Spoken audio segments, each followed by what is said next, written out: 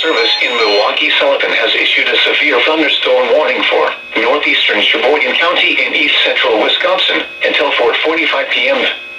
At 4:20 p.m., a severe thunderstorm was located over Howard's Grove, moving northeast at 20 miles an hour. Hazard, quarter-size hail. Source, radar indicated. Impact, damage to vehicles is expected.